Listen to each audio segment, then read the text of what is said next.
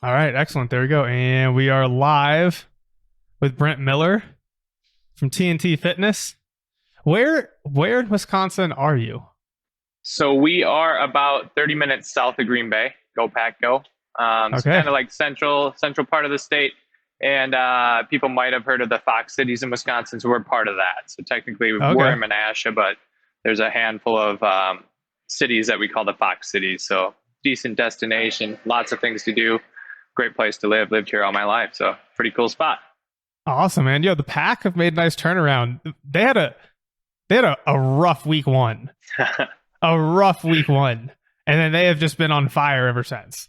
Yeah, it's crazy. I mean, you look at like professional sports, right? You like flip the switch. You maybe they needed that after the crazy off season, get kicked in the teeth a little bit, and then all of a sudden it's like, all right, here we go. They got skill, and that's what I think a lot of these games, if they start slow, good teams always pull ahead at the end, and I think that's lets you have a chance at the end of the year. So it's always fun. We'll see next year if it's still as fun as it is now.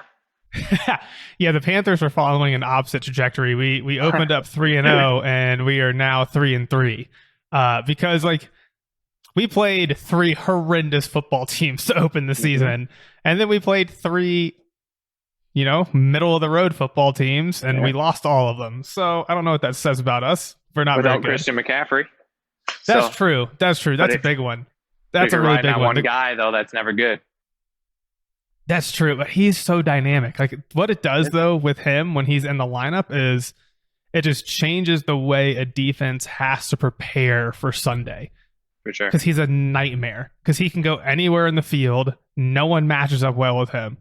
It's like you take that just spark plug out of the offense, and our offense it gets very watered down. We lose a lot of that Yeah. dynamic effectiveness that we had. Like when he got hurt in the Dallas game, it was wild. I think he got hurt somewhere late second quarter, and they put up the stat late in the game. There are like offensive drives with Christian McCaffrey in the game. We averaged something like it was like 8 yards a play. Mm-hmm. With Christian McCaffrey out of the game, we averaged it was like 1.8 2 yards a play. Like Big difference. an astronomical difference. We don't need to talk about the Panthers' woes because we could be going with that all day long. We're here though to chat about because you've been on board with Rebel now for we coming up on 2 years because like you jumped in back. It was trained, maybe like right? Yeah, you've been on board for a while now, and then you were in the very first iteration of Apex. Yep. Which was back in June of 2020. Mm-hmm. And so that's been a full year.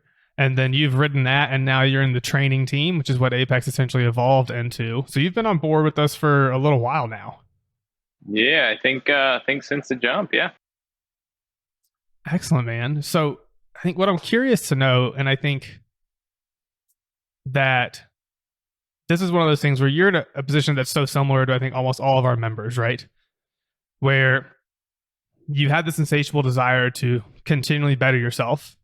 You want to push the gas pedal in your training because you want to, we talk about this, find your peak performance concept, be a total package athlete, right? Like, I want to be strong. I want to be jacked. I want to be powerful. I want to be well conditioned. I want to move well so I'm not in pain. One of the things that I had someone tell me the other day that I really liked, they said, yeah, I just want to dominate the leaderboard of life because I don't step on a playing field anymore. But I still think of myself as that athlete, and I still want to, dominate this leaderboard of life.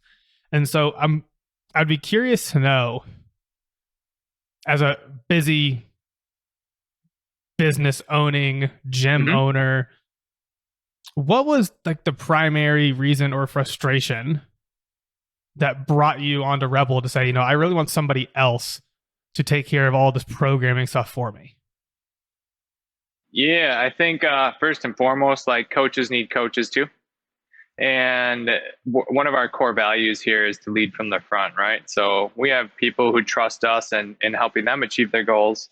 Unfortunately, a lot of coaches feel like, I don't need a coach. Like, I'll just write my own thing. Well, I've seen it.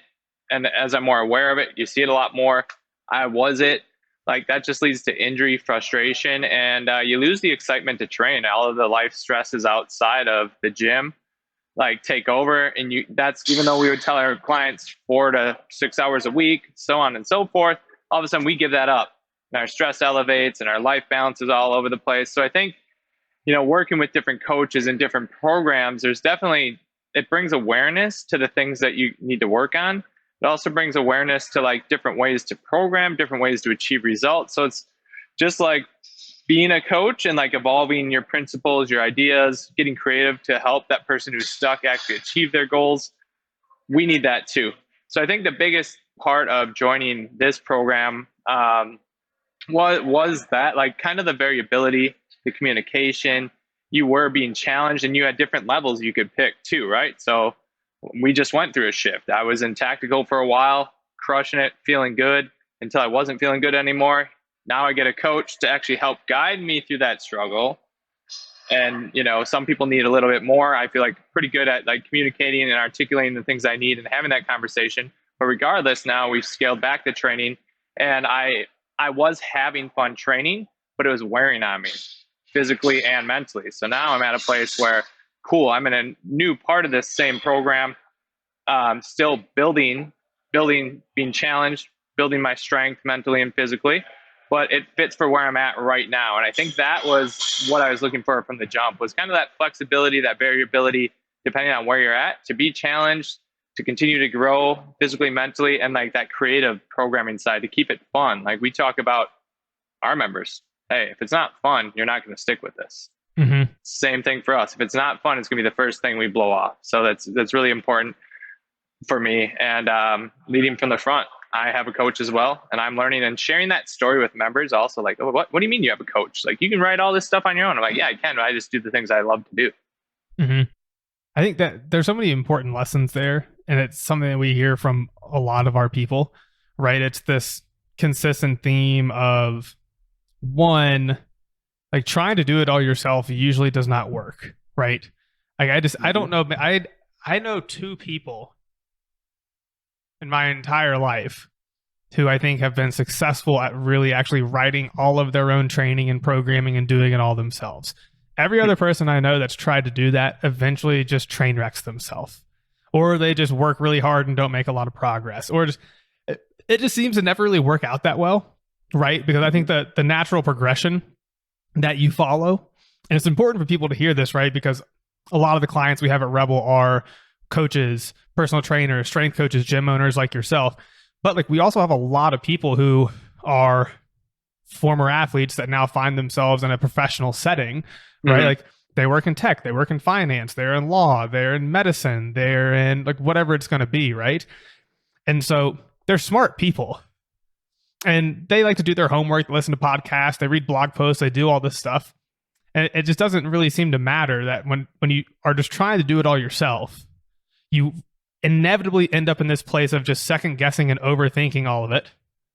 And then you just become your own worst enemy, right? And you just kind of, it's this terrible flywheel effect of, all right, I'm going to do this program. It's going to be awesome. I took the time, like I pulled it off the internet, or maybe I tried to write it myself. And then you get like 2.5 weeks in, and then the first sign of, well, I don't really like this very much, or I don't know, this doesn't feel very good. What should I do? And then all of a sudden we're just on this terrible, just, little rat race, hamster wheel, and you start tweaking and changing everything. And then all of a sudden we're up shit's creek without a paddle. I feel like that's just that story that we hear so many times from people. And I think your story there is really important, because it's like, you want to have somebody tell you, hey, here's what you need to do. Show up and execute on this plan, right? And we're going to keep riding this plan, and we're going to take your feedback. We're going to stay on top of all of this. And in tactical, for example, like, you saw huge results, which we'll get to here in a second. But like that program had essentially run its course, right? We kind of tapped out what we were going to get there. And that's where it's important to have that guide who can say, okay, cool, we need to call a hot route. Something needs to change. Let's move you here for a little while so we can kind of get you feeling really good again while still making progress. And it's like, those small adjustments don't seem like a big deal, but that's what makes all the difference in the world of, 6 months go by and you've made enormous progress versus 6 months go by and you're essentially still the same person that you were 6 months ago. Mm-hmm. Yeah. Well, and also accountability, right? Even though like actually having to like click that you finished the workout is a big part of it. It's really hard. I think it's really easy to go off your script and totally just, oh, I wrote this awesome program, but you know what? I don't feel it today. So I'm just going to go for a walk 3 days out of the 5. Like, cool, but what are you trying to achieve, right? And that accountability piece is important for all of us, specifically if you're a former athlete, things like that. You were part of a team, you were told when to be there, we got film here, we got practice here, weight room here, like all these things, like that's all accountability. And people might have different names, or they try to be like, well, no, I'm very dedicated. Well, yeah, but you're even more like, that's usually when you have set hours for work, or hey, my training is Tuesday, Thursday, Saturday, whatever, right? Like you hit start on that workout, you hit finish on that workout. That accountability helps all of us be better and continually grow. Mm-hmm. Without question. And that's where I think the team feature, I think like having the coach there is really helpful, but then having other humans that are on a similar journey to you that want to do similar things that are going to actually hold you accountable, but not just hold you accountable, but actually push you. Because that's a big one, right? I think it's really hard to find people in life that will push you and challenge you to become better, right? Because I think there are a lot of people who are just satisfied with the status quo of just kind of just cruising along like this, right? And they don't want to see their friends start doing this, going up on this trend line and getting better because they feel like they're being left behind. So it's hard to find those communities of people who are looking to genuinely get 1% better every day. And if they see you not getting 1% better every day, say, hey, fuck you doing? Pick it up. Like, let's go. And that's what I think at the end of the day, we're trying to create, right? That just unstoppable group, community, team-like momentum to where if you come on board, you literally have no choice but to get better. You can't not move forward because we're gonna give you no option other than that. Yeah, I agree. Yeah, it's been good. And then when you humble yourself because you go outside of the rep scheme and everything else, it's always good to get that kick in the teeth too every now and then. So it's all good. Yeah, or you see someone like Ben go, what did he just pull at the strongman meet recently? Yeah, 770 or something like that. Some dumb amount of weight. He's going to do something really scary here soon because he wants to essentially keep that weight and then run a sub 6 mile. Yeah, it'd be super impressive for him, his size, his strength, like where he's at. It's gonna be really cool to see him do it. So nice. One thing I would like to know, and I don't know if you have them off the top of your head here, but since you've been with us for so long, what are some big wins that you have experienced? It can be improved consistency, it could be improved peace of mind, or like we can just go straight numbers on the bar, like I'm hitting PRs and my conditioning's improving and I'm feeling better and blah, blah, blah, blah, blah. I would just love, like, what are some big wins that you've experienced? Yeah, primarily like from an injury, achy, sore standpoint. I'm 35 on Friday, and I feel like I'm training heavier and better conditioned than I think I've ever been in my life. And I was a collegiate athlete. I mean, I think one of the cool things was when we had that little challenge doing 315 front rack step back lunges by 3 and 3. That was pretty solid. Not sure. I didn't even really know if I could do that. Man, I think, was it like 260 step back lunges by 15 and 15 on tactical, 500 deadlift, 4 reps. I think I did 420 squat, 4 or 5 reps on the safety bar. Bench press, I mean, repping 275.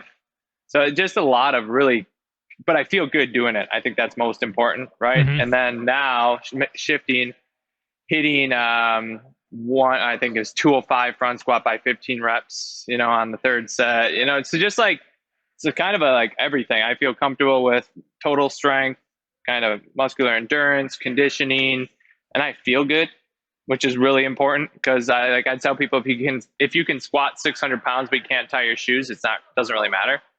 So I can do all these things, still feel really good, and achieve my goals. And just like, again, like leading from the front, and the fact of like, hey, you don't have to be able to do like this, but understand like it's not always easy for me to talk myself into this. But from a mental standpoint, I also think that mental conditioning now, these are all stories that I can share with people. I don't even need to share the numbers, but I can talk about how I absolutely hated the 15 deadlifts followed up by the 15 seal rows with 30 seconds of rest. Felt like I was going to die and have a heart attack, but I was able to create a story of like, but you just do the work. And the next week when I quit at 12, I was like, screw that. Like, you are capable. Like, just do it. Mhm.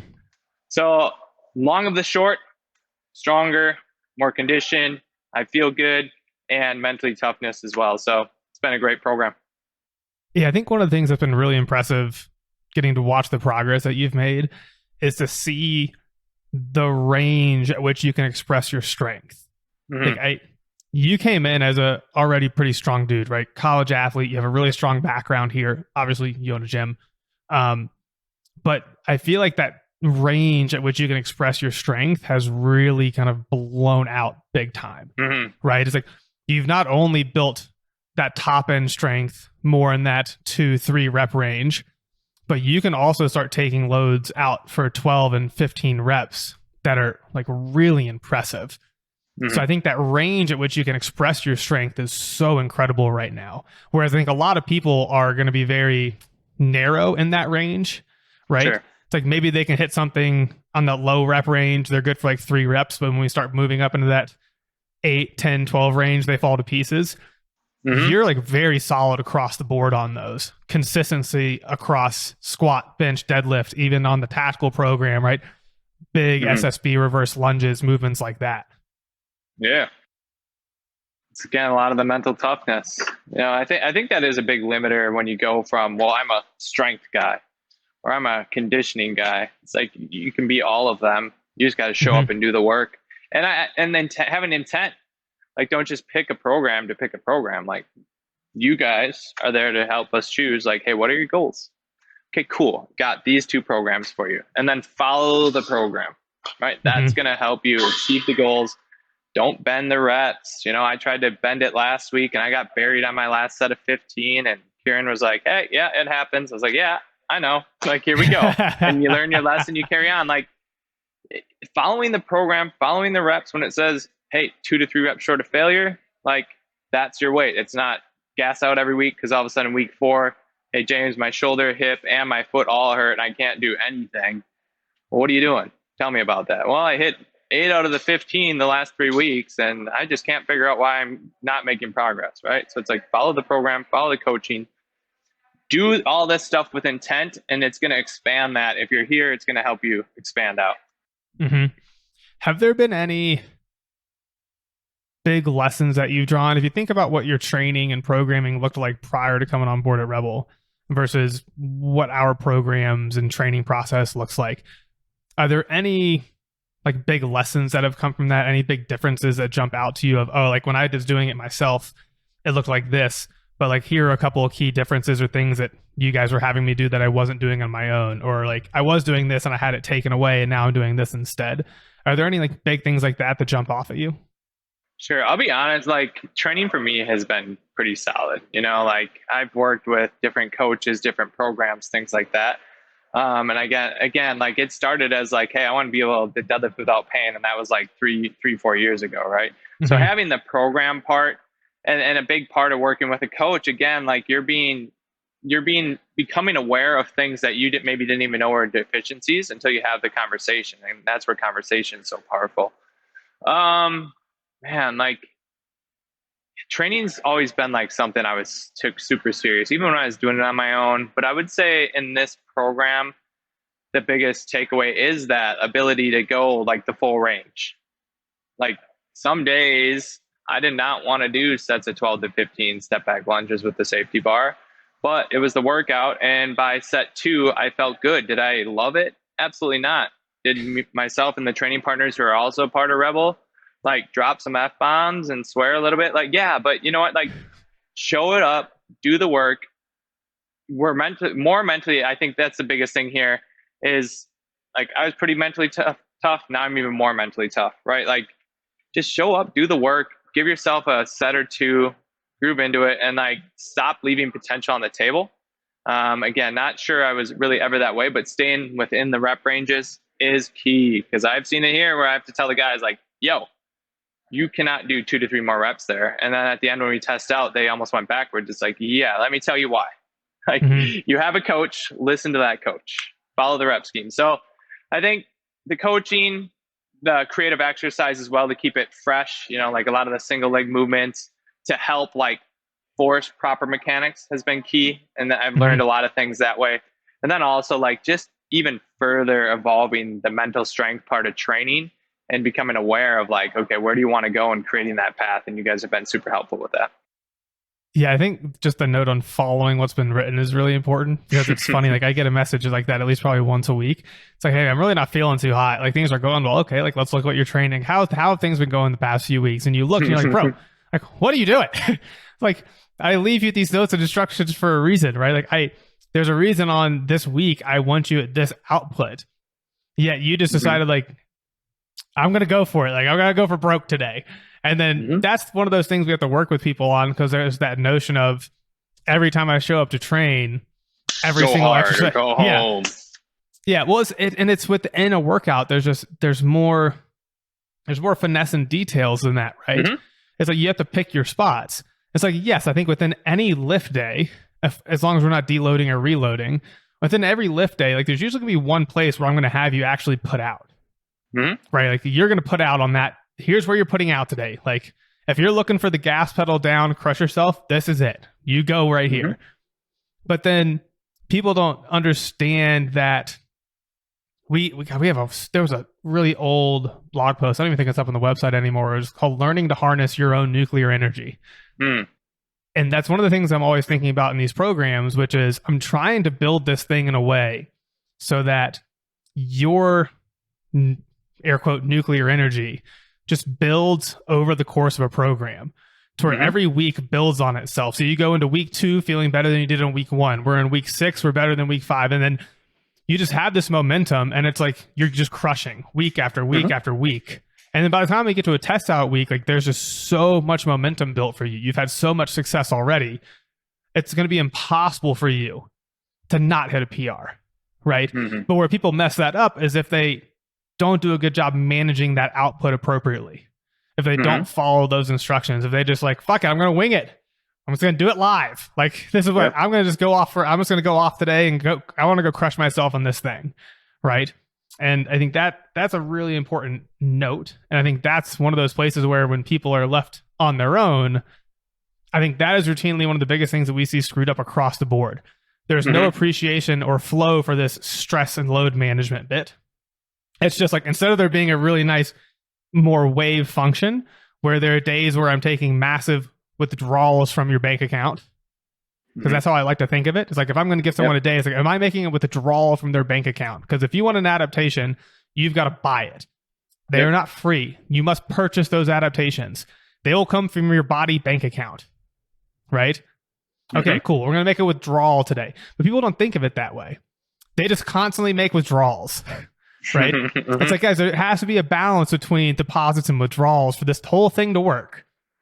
Yeah. Right? It works like a normal bank account. If you just make withdrawals on a bank account and you never put any money in, right? Like you eventually overdraw the account and things don't look too hot at that point. You know, and I think that, so a few things on that, if you don't mind, but I think primarily, like, if you're in this program, you're paying for a coach, you're paying for the program, right? So whether you're a coach outside, even if you're a part of a team, right? Someone tells you what to do, you do that. Like I always tell people too, it's like, and I've even told our coaches and people I train with, like, so a member comes in here and they tell us they're coming here 2 days a week and they just ignore everything else we tell them to do and they get pissed at us for not getting results. What would you say? You'd be like, well, hey, look, like we got this program here. You're here so we can help you. We want to help you. Can you just give us like 4 to 6 weeks to make sure this thing is working or isn't working for you, right?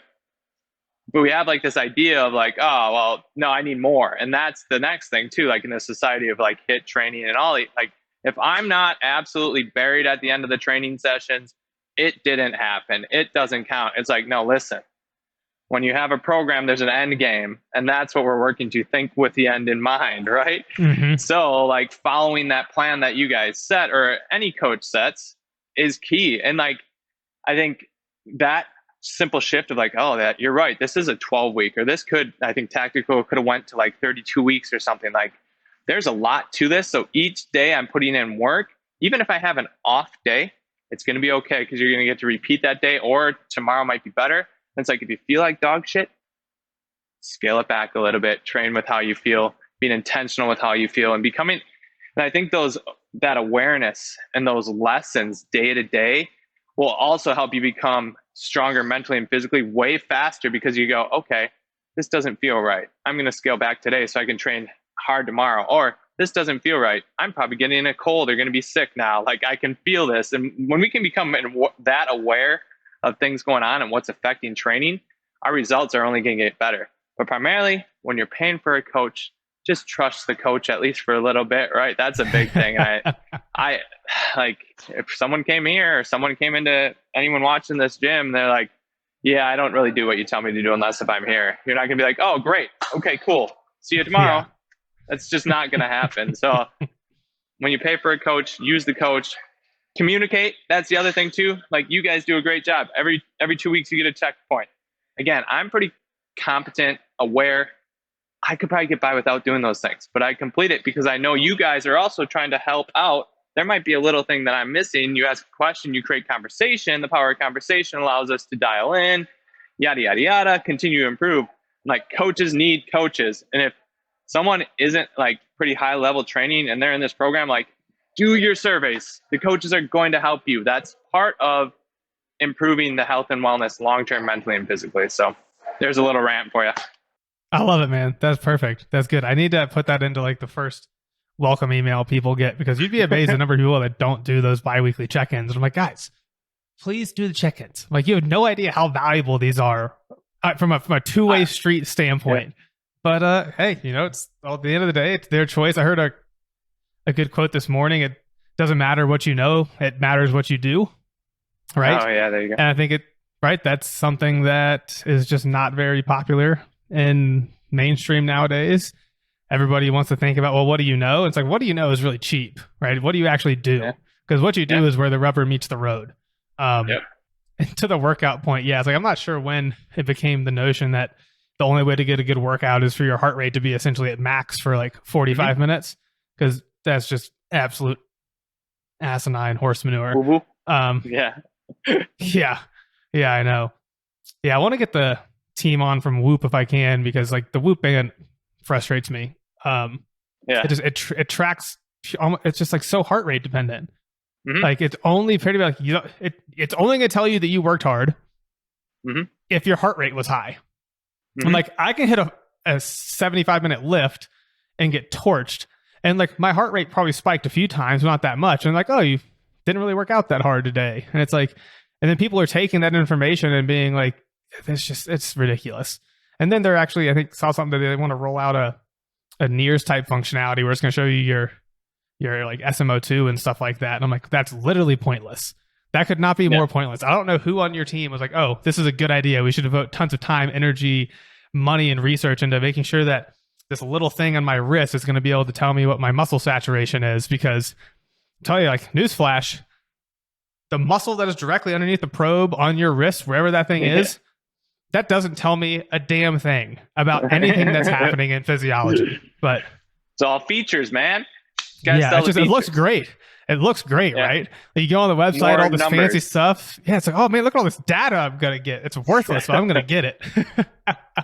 Man, it's a crazy world right now. And simplification every time wins. We're doing a challenge right now, and like, there's 6 habits, and they're very simple. Emphasis on muscle mass, skeletal muscle mass, and body fat percentage, which we're checking with the InBody. And like, literally, people were almost like dumbfounded at how simple this challenge was. It's like, all right, let's give it a shot for 6 weeks, see what happens. And people are like, oh, it's so easy. Like, this is it. This is all I have to do. We're like, yeah, this is it.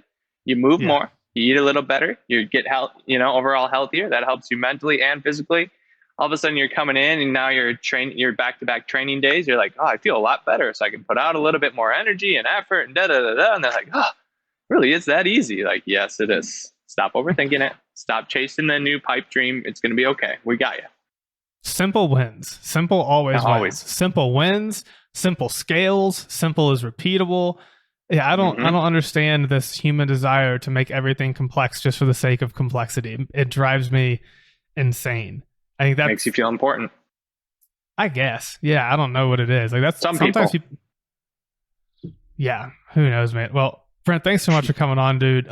Only other question I'm going to ask you, I think you've already hit on this, so I think I know what your answer is going to be. But if for the people listening to this, right? We'll do two questions.